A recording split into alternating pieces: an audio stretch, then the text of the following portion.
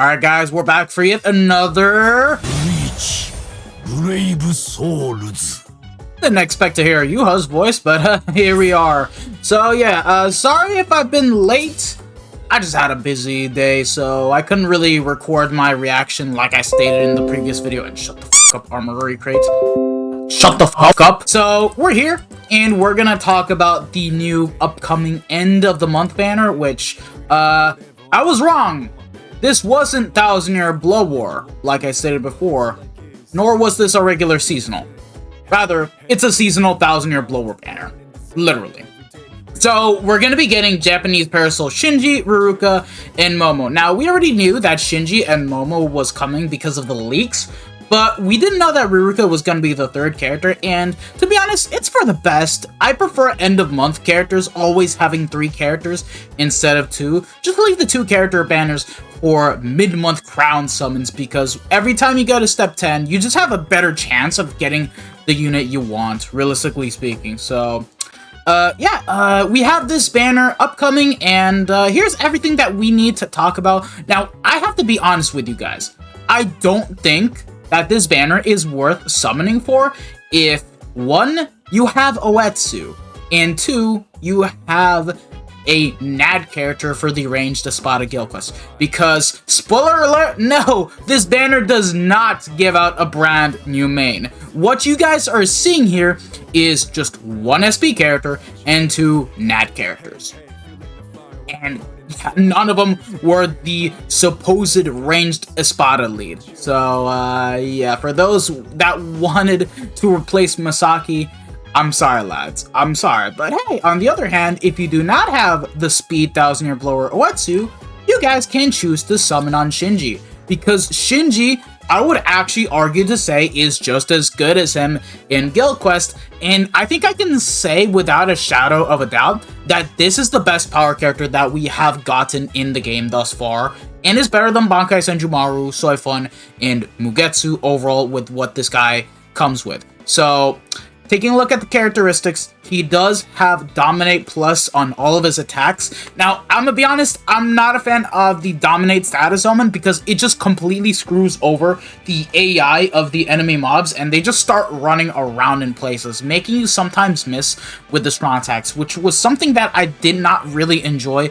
out of Giselle. And I for sure, if I were to pull for this character, which I'm gonna be honest, I don't plan to, it's not something that I would really get too much enjoyment out of, and it's literally because of the status element. But outside of the status element, I think that this guy is exceptionally amazing. So let's just take a look at everything else. He does have an EX move, which is the high rate of Domination Plus. He performs a circular attack around himself, inflicting Dominate Plus at a higher rate than his normal or strong attacks by activating it to coincide with the appearance of powerful enemies with high stamina. You can efficiently annihilate enemies without being attacked by inflicting them with Dominate Plus. So yeah, the EX move, I think it's probably the same as Holo Bankai Toshiro. I've not seen the gameplays at 100% because I just kind of, you know, scrolled through the gameplay and that's it, just to see how the character was. But again, I think I can safely say that this guy is really good. That being said, he is competing with Oetsu. No affiliation, Killer Plus. But taking a look at everything else, so yeah, the EX move, that's a wide range attack around the character, a chance of inflicting Dominate, so I'm assuming this is the same EX move as Holo Bankai Tosh. Does have Marauder, Havoc of 20% with Sprint +1, as well as Recharge Time of -14%.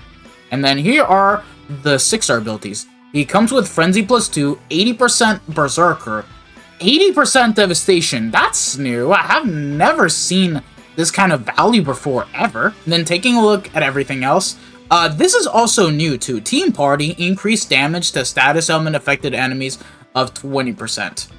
So this is essentially a team buffer for any character and any given attributes. So if you're lacking a specific damage to element affected enemy buffer, this guy can actually work on just about any character, regardless of the affiliation and regardless of the attribute, which I like. Albeit, it's a bit low. It's only 20%. And then he does have damage to dominated enemies of 100%, just like Giselle.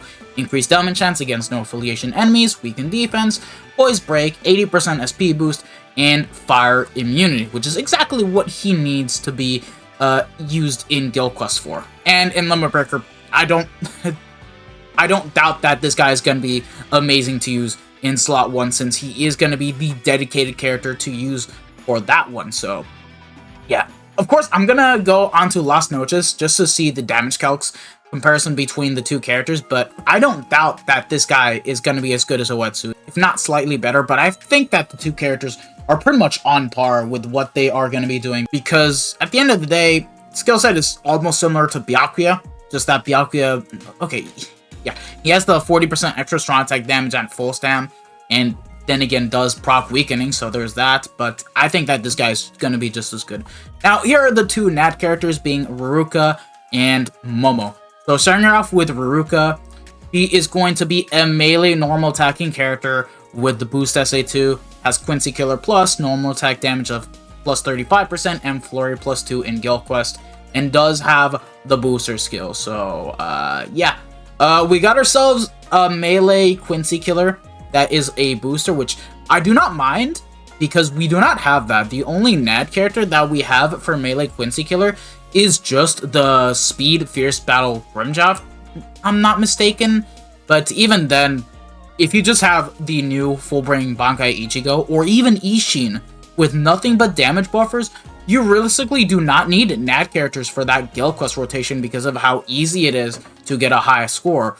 But for anyone that is missing said characters for said rotation, this is not a bad character to get. But going over everything else, has Sprinter plus 1, decreased Quincy damage taken of minus 20%, dodge Quincy damage of 50%, and then pretty much the same boring Guild Quest kills of Flurry plus 1, Flurry plus 2 in Guild Quest, extra killer effect of 50, 30% melee damage, booster, damage reduction, weaken immunity, marauder, enhancer, poise, 75% bruiser, and long reach of 20%. This character has around 100% bruiser, similar to Tokinada. Actually, it's 110% now that I look at it more closely, so not bad. Again, it would have been better if this character just had Flare plus 2 everywhere else, but it is what it is, man. It is what it is. And then here is Momo, who is going to be the Nad character for the Espada killer. So yeah, taking a look at everything else. Oh, this character does not boost.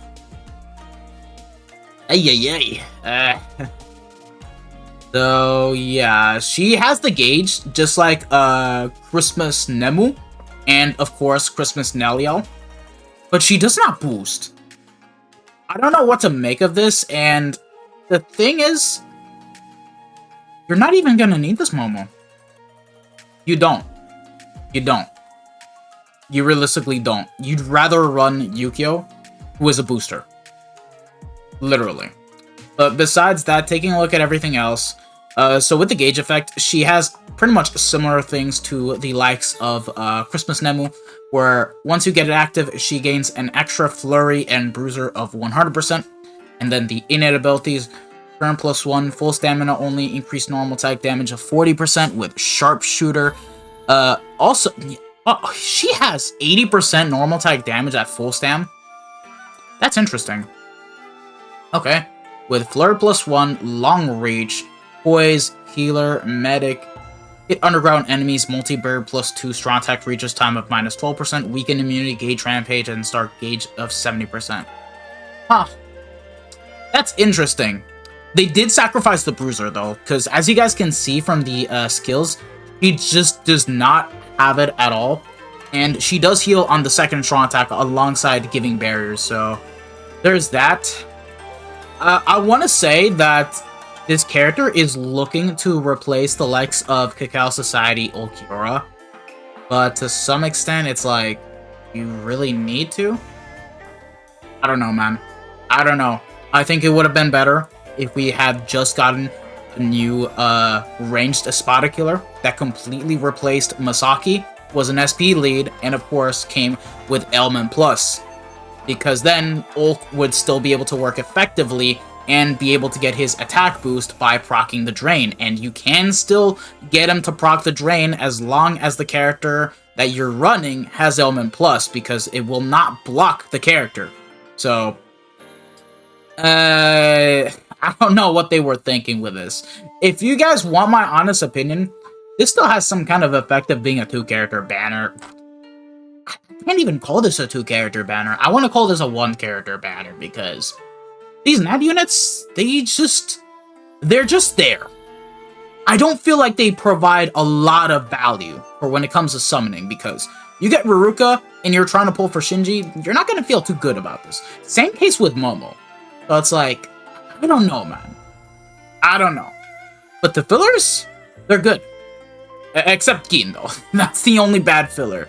Because you have the swimsuit Bambis returning for the first time since after the 9th anniversary return banner, which was a garbage 7-step format, by the way. So it's nice to see these characters back in a filler. And then you have Shunsui, which is a great normal attack damage character for the Melee Squad Zero guild quest, which you do need alongside 1000 Year Blower Rukia or Yumichika. And then you have a +10 potion farmer, Link slot potion Link at that, and now this guy doesn't really provide anything, I'm gonna be honest. But yeah, it's the same regular Zenith summons. This is not a 50-step format, so there is going to be an unfeatured draw rate when you're pulling for the characters, but once you go to step 5, 10, 15, and 20, you'll at least get one of these characters guaranteed, and then 25, you do get the pity ticket, and you'll be able to guarantee yourself Shinji. I don't even consider these characters really worth pulling for. That's kind of the thing. So if you guys are really looking to summon only for Shinji, just go for his individual banner, even though it's not that crazy. But like, here, unless you need the swimsuit Bambis, that's kind of what you want to go for, even though, man, this is literally dookie. Riruka, this is not as good either. Okay, there's also Parasol Ikaku, which is a good super potion farmer, so there's that. This Aizen is These other two characters just dead. I guess Yami for buffing future Ulk if you still use them like me. And then this one... This is so bad. Yeah, let's just take a look at the gameplays. Oh, but before that, we do have, of course, the Ulquiorra Epic Raid returning once more. I think that they've also revamped this Epic Raid once more. Yes, okay. The same thing that they did with the previous returning Epic Raid, they did the same thing here, that they changed the reward lineup, and of course, you know, added a new set of bonus characters, so... Yeah, not bad. That's actually pretty good. So, yeah, let's just take a look at the gameplays now, lads. Alright, guys, here we are. Let's take a look at the gameplays. Let's just skip the Soul Bomb and the model is already looking pretty damn clean. I like it. He is a melee, strong attack type character whose attacks can only I'll be honest. You know what this model reminds me of? It reminds me way too much of the Parasol Aizen that we got all those years ago. It looks just as nice. I like it. So, yeah. And Marauder. But yeah, you can tell that these are 1000 Year Blower Parasol characters just based on how the art style is from the artworks, and of course Momo's look, since it is, you know, her time skip version. Also, thanks to the plus tie down him. Let's just see the X move, because they don't really showcase the X move. Okay, there we go. But that's not all. When describing the strong attacks. High rate of domination plus, Shinji performs a circular attack. Oh, okay, so it's not the same EX move as Holobankai Kosh, okay. But as you guys can see, the kit that this guy has, it's exactly the same as Bankai Senjumaru. You can efficiently defeat literally exactly the same, copy and paste, with different visuals. He has the Suction Vortex, 960, full screen SA3. Exactly the same kit. String of 4 melee attacks. I'm just not a fan of Dominate, but everything else about this character, he's cracked. Now for the strong attacks. Strong attack 1 gathers enemies in front of the character. And again, Suction Vortex. His second strong attack surrounds the character and attacks forward. Again, 960. Here is the third strong attack. This 1200 radius SA3, just like I stated before. Alright, let's take a look at the Soul Bomb animation. Blossom Storm at Dawn. That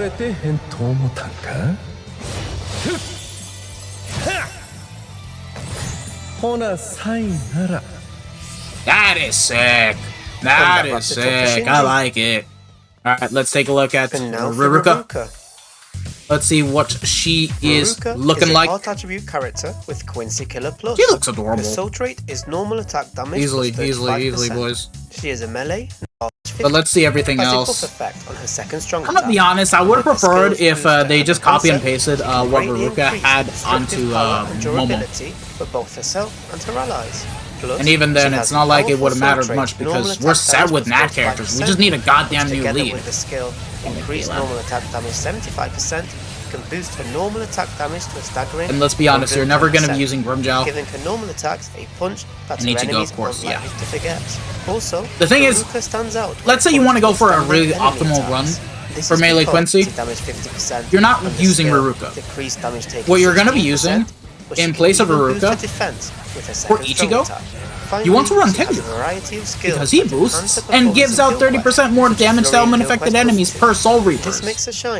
And then your second character, you're gonna bring a damage buffer. In the case of, well, guess what? Zangetsu? Holobankai Touch? Okay, no, not Holobankai Touch, because Tenjiro's already covering that. You're literally just gonna bring the hard Zangetsu. Now for the strong attacks. Anyway, let's take a look at the essays. The character and attacks forward. Oh, that's cute though. Here is the second strong attack. Strong attack 2 deals I'll definitely damage say I like the character. visuals. This attack also provides a boost. Hold on, this essay too has way bigger range than usual. Did they? Deals damage while pushing forward. Did they replace? This attack, the second strong attack. Strong attack 2 deals okay, damage. I just realized it doesn't just provide a description a of the radius of the strong attack, but oh, that looks like it's full screen. Here is the third strong attack. Strong attack 3 deals damage while pushing forward. And then the SA3 is just a lunge forward. I mean, it's a nav character for Gale Quest, so I guess it won't really matter much. Oh, right, here's the Soul Bomb animation.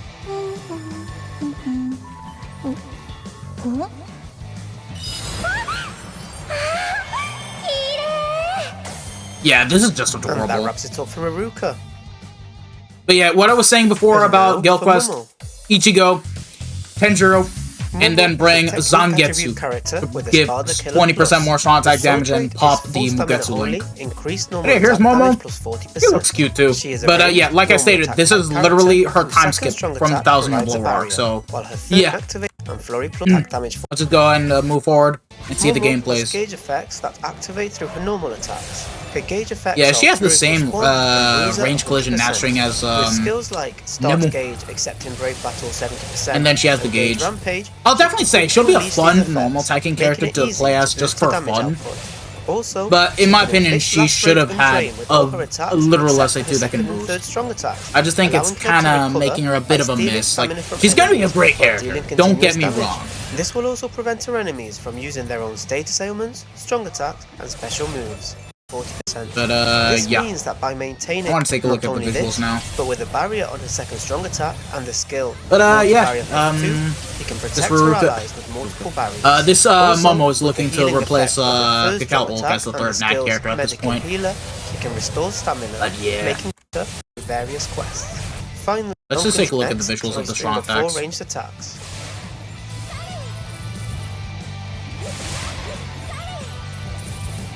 Now for the strong attacks. Strong attack 1. Yeah, this is the 18% shave, I can tell. Doesn't push back too far. I mean, I don't mind it on Nat characters. I don't, because you're not supposed to do damage with the strong attacks. The second strong attack surrounds the character 960. and attacks forward. This attack They're also provides 800 AoE. And then the SA3 is going to be a full screen. Third strong attack. This attack goes full screen. This attack... Alright, let's take a look at the Soul Bomb animation. Finally, her special move. Dress to impress. I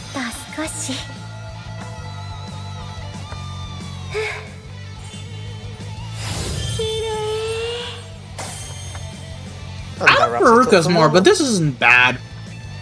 And those were the character intros for the Japanese Parasol Xena summons. I'll definitely say, I like the aesthetics a lot for this banner and the Soul Bomb animation. That is one thing that I'm gonna give the banner a big dub, but I still don't know if I want to pull for this, I'm gonna be honest. And now, let's go over to Las Noches, okay? Because I want to see how this new Shinji fares compared to Oetsu. So let's take a look. Melee no affiliation. Oh, what? Seriously? In Clear Rapid, Shinji is still behind Oetsu? Really now? Okay, let's just change. Clear normal. Okay, this has not been updated. Okay. This one. Damn, Oetsu. Okay. I'll be 100% fair. This Shinji is still gonna be better than every single one of these melee no affiliation killers. So if you do not have the likes of Oetsu, this is still gonna be a fantastic character to get. I am not gonna deny that. But if you guys have Oetsu 2.5, this one, I can state without a doubt that you don't need to pull for Shinji. You don't. So, gosh, let me know how you feel about these characters. Because I feel like this is an easy skip for a lot of the majority of the players that already have substitutes for these Nat characters. And, of course, for those that already have Oetsu. So, yeah, there's that. Anywho, I'm also going to do another Guild Quest video covering Oetsu in No Affiliation Guild Quest because they will change the final boss to Tech. And he'll definitely, you know, lose some DPS against the final boss, but he'll be fine. He'll definitely be able to clear like around 48 to 49 seconds, no probs. Anywho, thank you guys for watching this video. If you guys have enjoyed it, don't forget to smash that like button, subscribe to the channel if you guys haven't already, hit the bell notification and all that good stuff. This has been your boy, the Death Smasher, and I am signing out. So take care, lads. Peace out. Bye. Sayonara. Ciao, ciao.